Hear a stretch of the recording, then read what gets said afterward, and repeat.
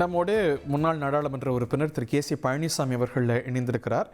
3 கைகள் இணைந்திருக்கிறாங்க. 4வது கரமும் கூட அங்கே தேவருக்கு மரியாதை செலுத்தியது.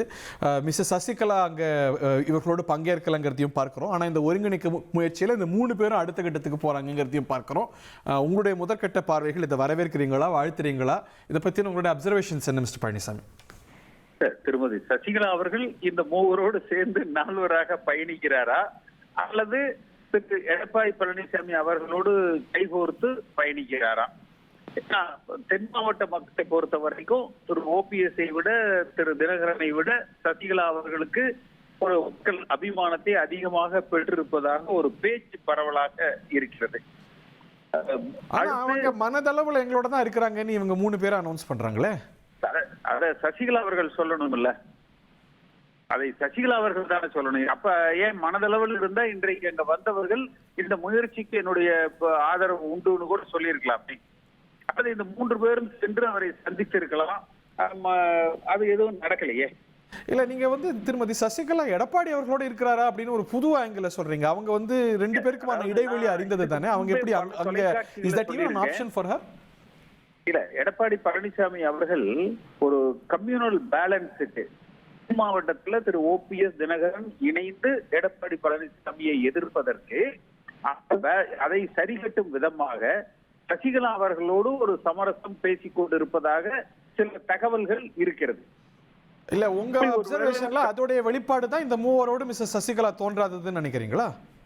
அதனாலதான் இது நான் வைட்டல்னு நினைக்கிறேன். சசிகலா அவர்கள் ஒரு நிலைப்பாடு, ஒன்று ஓபிஎஸ் தினகரனோடு அவர் இணைந்து பயணிக்கணும், அல்லது திரு எடப்பாடி அல்லது இவர்களுக்கு எதிராக திரு எடப்பாடி பழனிசாமி அவர்களோடு இணைந்து பயணிக்கணும், அல்லது சசிகலா அவர்களே இந்த மூவரையும் இப்படி ஒரு சந்திப்பை நடத்த சொல்லி இதனால் ஏற்படுகிற அழுத்தத்துல ஒரு எடப்பாடி பழனிசாமி அவர்களோடு அவர் இணைந்து செயல்படுவதற்கான ஏதேனும் வியூகங்கள் செயல்படுத்தப்படுகிறதா? எல்லாரும் இணையும் போது நம்ம தோன்றினா போதும், அது வரைக்கும் காத்திருப்போம் அப்படின்னு அவங்க ஒரு wait and watch game play பண்ணா.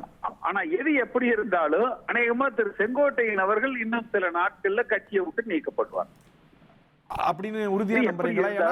முதற்கட்டமே அவர் கெடுலாம் விதித்த போது நீக்கப்படுவார். அவர் கெடு விதித்த போது கூட பதவிகள் நீக்கினாங்க. இது பாரதிய ஜனதா கட்சியினுடைய நிலைப்பாடு எது எப்படி அமைகிறது?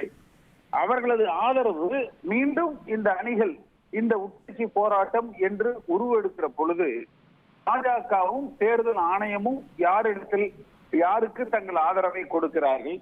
பாஜக ஒருவேளை இந்த சந்தர்ப்பத்தை பயன்படுத்தி திரு எடப்பாடி பழனிசாமி அவர்களுக்கு ஏதேனும் நெருக்கடியை உண்டாக்க நினைக்கிறார்களா?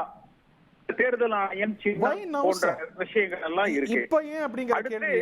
தேர்தலுக்கு இன்னும் சில மாதங்களே இருக்கிற இந்த ஒரு சூழ்நிலை, அம்மா அவர்கள் மறைந்து 8 ஆண்டுகள் ஆயிருக்கு.